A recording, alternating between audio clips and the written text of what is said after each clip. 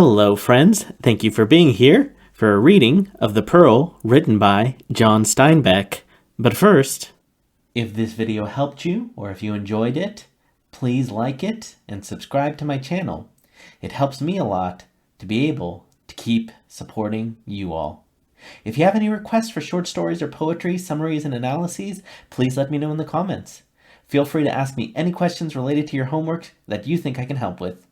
Stay lit with Simply Lit. The Pearl by John Steinbeck. In the town they tell the story of the great pearl, how it was found and how it was lost again. They tell of Kino, the fisherman, and of his wife Juana, and of the baby Coyotito. And because the story has been told so often, it has taken root in every man's mind. And, as with all retold tales that are in people's hearts, there are only good and bad things, and black and white things, and good and evil things, and no in between, anywhere. If this story is a parable, perhaps everyone takes his own meaning from it, and reads his own life into it. In any case, they say in the town that... Chapter 1. Kino awakened in the near dark. The stars still shone, and the day had drawn only a pale wash of light in the lower sky to the east. The roosters had been crowing for some time, and the early pigs were already beginning their ceaseless turning of twigs and bits of wood to see whether anything to eat had been overlooked. Outside the brush house and the tuna clump, a covey of little birds chittered and flurried with their wings.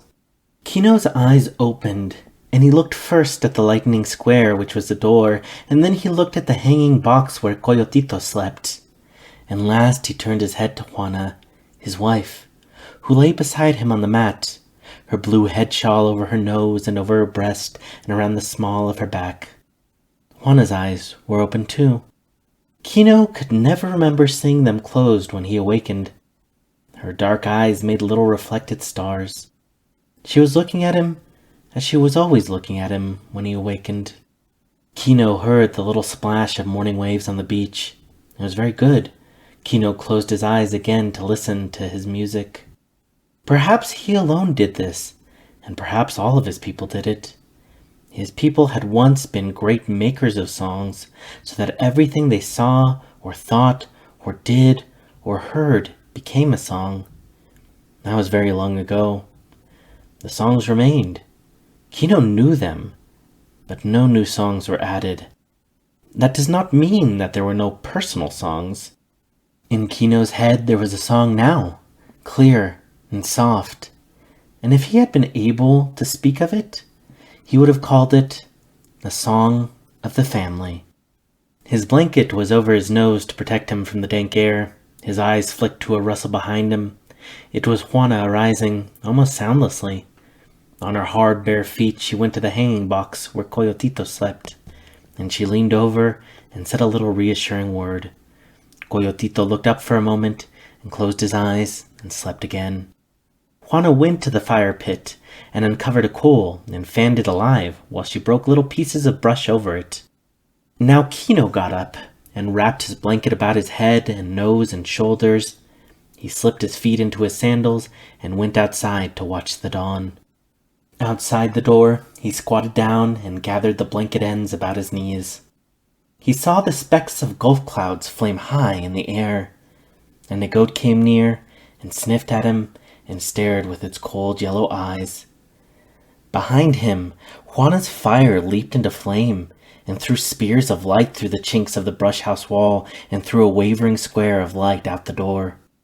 A late moth blustered in to find the fire.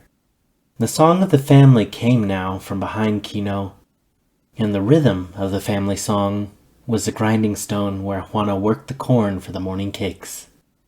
The dawn came quickly now, a wash, a glow, a lightness, and then an explosion of fire as the sun arose out of the gulf. Kino looked down to cover his eyes from the glare. He could hear the pat of the corn cakes in the house and the rich smell of them on the cooking plate. The ants were busy on the ground, big black ones with shiny bodies, and little dusty quick ants. Kino watched with the detachment of God while a dusty ant frantically tried to escape the sand trap an antlion had dug for him. A thin, timid dog came close and, at a soft word from Kino, curled up, arranged its tail neatly over its feet, and laid its chin delicately on the pile. It was a black dog, with yellow gold spots where its eyebrows should have been. It was a morning like other mornings, and yet perfect among mornings. Kino heard the creak of the rope when Juana took Coyotito out of his hanging box and cleaned him and hammocked him in her shawl in a loop that placed him close to her breast. Kino could see these things without looking at them. Juana sang softly an ancient song that had only 3 notes and yet endless variety of interval. And this was part of the family song too. It was all part. Sometimes it rose to an aching chord that caught the throat, saying, "This is safety, this is warmth, this is the whole." Across the brush fence were other brush houses, and the smoke came from them too, and the sound of breakfast, but those were other songs. Their pigs were other pigs. Their wives were not Juana. Kino was young and strong, and his black hair hung over his brown forehead.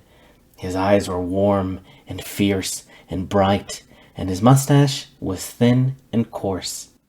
He lowered his blanket from his nose now, for the dark poisonous air was gone, and the yellow sunlight fell on the house. Near the brush fence, 2 roosters bowed and fainted at each other, with squared wings and neck feathers roughed out. It would be a clumsy fight. They were not game chickens.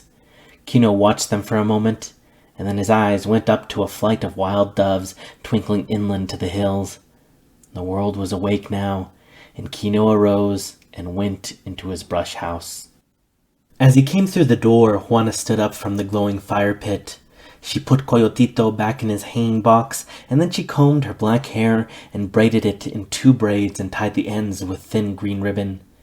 Kino squatted by their fire pit and rolled a hot corn cake and dipped it in sauce and ate it.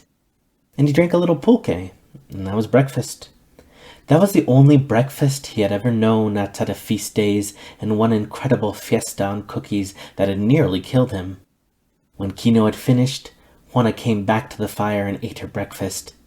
They had spoken once, but there's not need for speech if it is only a habit anyway. Kino sighed with satisfaction, and that was conversation. The sun was warming the brush house, breaking through its crevices in long streaks, and one of the streaks fell on the hanging box where Coyotito lay, and on the ropes that held it. It was a tiny movement that drew their eyes to the hanging box. Kino and Juana froze in their position. Down the rope that hung the baby's box from the roof support, a scorpion moved slowly. His stinging tail was straight out behind him, but he could whip it up in a flash of time. Kino's breath whistled in his nostrils as he opened his mouth to stop it. And then the startled look was gone from him, and the rigidity from his body.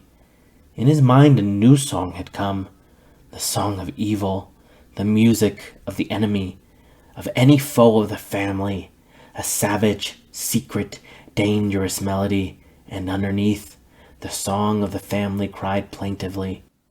The scorpion moved delicately down the rope toward the box.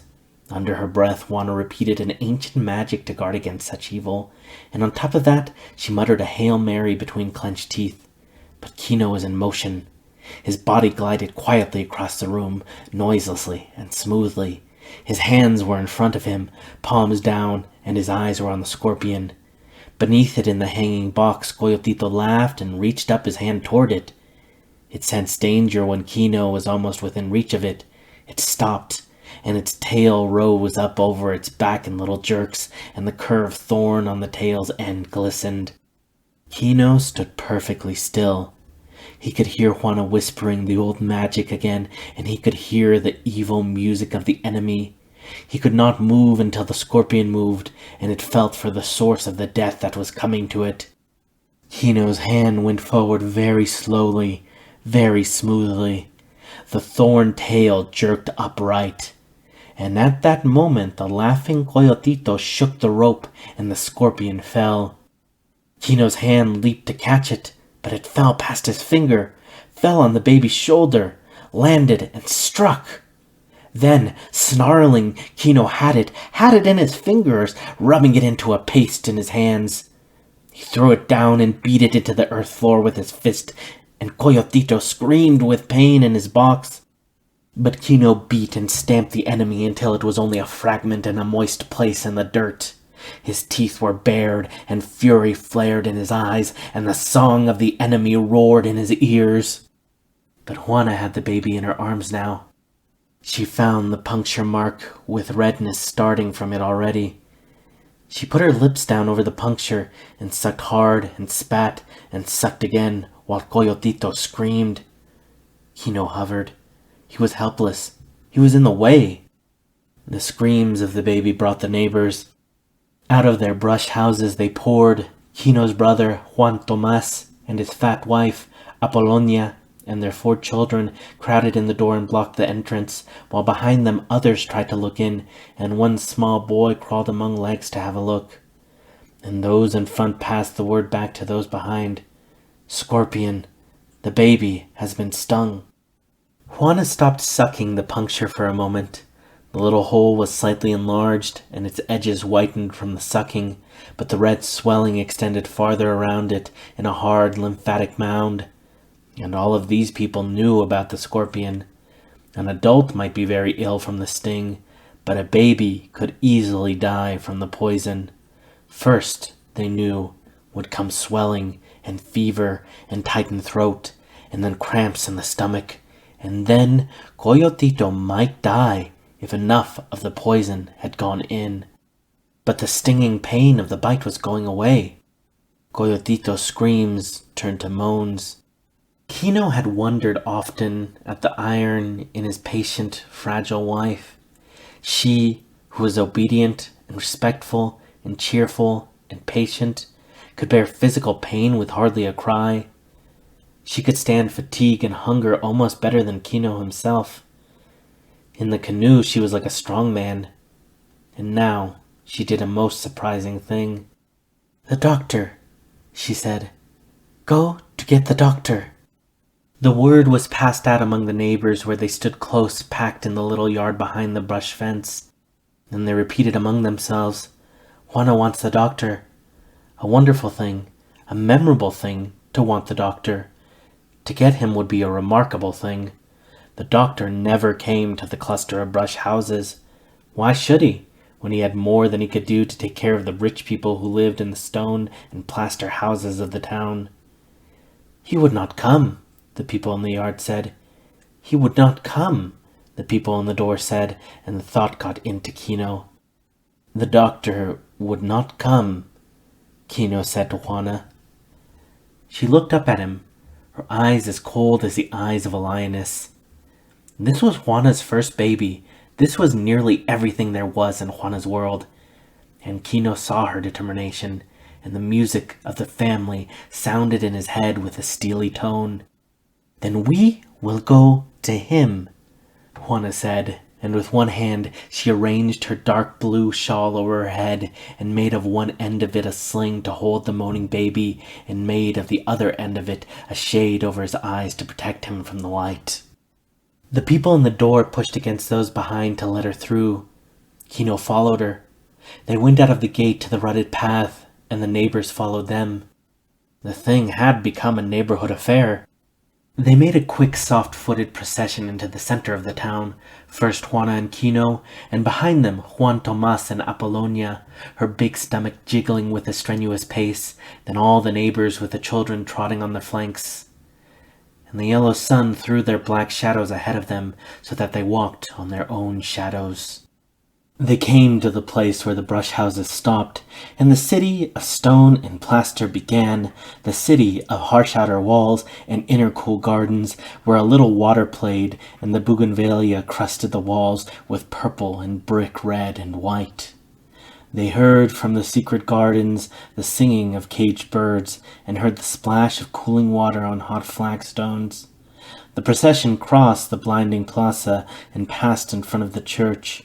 It had grown now, and on the outskirts the hurrying newcomers were being softly informed how the baby had been stung by a scorpion, how the father and mother were taking it to the doctor. And the newcomers, Particularly the beggars from the front of the church, who were great experts in financial analysis, looked quickly at Juana's old blue skirt, saw the tears in her shawl, appraised the green ribbon on her braids, read the age of Kino's blanket and the 1,000 washings of his clothes, and set them down as poverty people and went along to see what kind of drama might develop. The 4 beggars in front of the church knew everything in the town. They were students of the expression of young women as they went into confession, and they saw them as they came out and read the nature of the sin. They knew every little scandal and some very big crimes. They slept at their posts in the shadow of the church so that no one crept in for consolation without their knowledge. And they knew the doctor. They knew his ignorance, his cruelty, his avarice, his appetite, his sins. They knew his clumsy abortions and the little brown pennies he gave sparingly for alms.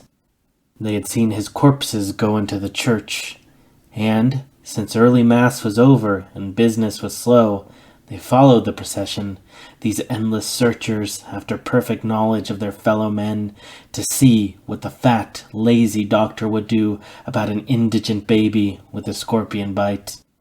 The scurrying procession came at last to the big gate in the wall of the doctor's house. They could hear the splashing water and the singing of caged birds and the sweep of the long brooms on the flagstones, and they could smell the frying of good bacon from the doctor's house. Kino hesitated a moment. This doctor was not of his people. This doctor was of a race which for nearly 400 years had beaten and starved and robbed and despised Kino's race, and frightened it too, so that the indigene came humbly to the door. And as always when he came near to one of this race, Kino felt weak and afraid and angry at the same time. Rage and terror went together. He could kill the doctor more easily than he could talk to him, for all of the doctor's race spoke to all of Kino's race as though they were simple animals. And as Kino raised his right hand to the iron ring knocker in the gate, rage swelled in him, and the pounding music of the enemy beat in his ears, and his lips drew tight against his teeth. But with his left hand he reached to take off his hat. The iron ring pounded against the gate. Kino took off his hat and stood waiting. Coyotito moaned a little in Juana's arms, and she spoke softly to him. The procession crowded close, the better to see and to hear. After a moment, the big gate opened a few inches. Kino could see the green coolness of the garden and little splashing fountain through the opening. The man who looked out at him was one of his own race. Kino spoke to him in the old language. "The little one, the firstborn, has been poisoned by the scorpion," Kino said. "He requires the skill of the healer." The gate closed a little, and the servant refused to speak in the old language. "A little moment," he said. "I go to inform myself." And he closed the gate and slid the bolt home. The glaring sun threw the bunched shadows of the people blackly on the white wall. In his chamber, the doctor sat up in his high bed. He had on his dressing gown of red watered silk that had come from Paris, a little tight over the chest now if it was buttoned. On his lap was a silver tray with a silver chocolate pot and a tiny cup of eggshell china, so delicate that it looked silly when he lifted it with his big hand, lifted it with the tips of thumb and forefinger, and spread the other 3 fingers wide to get them out of the way. His eyes rested in puffy little hammocks of flesh, and his mouth drooped with discontent. He was growing very stout, and his voice was hoarse with the fat that pressed on his throat. Beside him on a table was a small oriental gong and a bowl of cigarettes. The furnishings of the room were very heavy and dark and gloomy.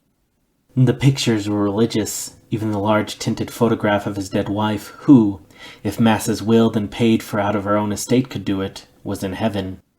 The doctor had once for a short time been a part of the great world, and his whole subsequent life was memory and longing for France. "That," he said, "was civilized living." By which he meant that on a small income he had been able to enjoy some luxury and eat in restaurants. He poured his second cup of chocolate and crumbled a sweet biscuit in his fingers. The servant from the gate came to the open door and stood waiting to be noticed. "Yes?" the doctor asked. "It is a little Indian with a baby. He says a scorpion has stung it." The doctor put his cup down gently before he let his anger rise. "Have I nothing better to do than cure insect bites for little Indians? I am a doctor, not a veterinary." "Yes, patron," said the servant. "Has he any money?" the doctor demanded. "No, they never have any money. I alone in the world am supposed to work for nothing, and I am tired of it. See if he has any money." Now Kino reached into a secret place somewhere under his blanket. He brought out a paper folded many times. Crease by crease he unfolded it, until at last there came to view 8 small misshapen seed pearls, as ugly and gray as little ulcers, flattened and almost valueless. The servant took the paper and closed the gate again, but this time he was not gone long. He opened the gate just wide enough to pass the paper back. "The doctor has gone out," he said. "He was called to a serious case." And he shut the gate quickly out of shame. And now a wave of shame went over the whole procession. They melted away. The beggars went back to the church steps, the stragglers moved off, and the neighbors departed, so that the public shaming of Kino would not be in their eyes. For a long time, Kino stood in front of the gate, with Juana beside him. Slowly, he put his suppliant hat on his head. Then, without warning, he struck the gate a crushing blow with his fist. He looked down in wonder at his split knuckles, and at the blood that flowed down between his fingers. If this video helped you, or if you enjoyed it, please like it and subscribe to my channel. It helps me a lot to be able to keep supporting you all. If you have any requests for short stories or poetry, summaries, and analyses, please let me know in the comments. Feel free to ask me any questions related to your homework that you think I can help with. Stay lit with Simply Lit.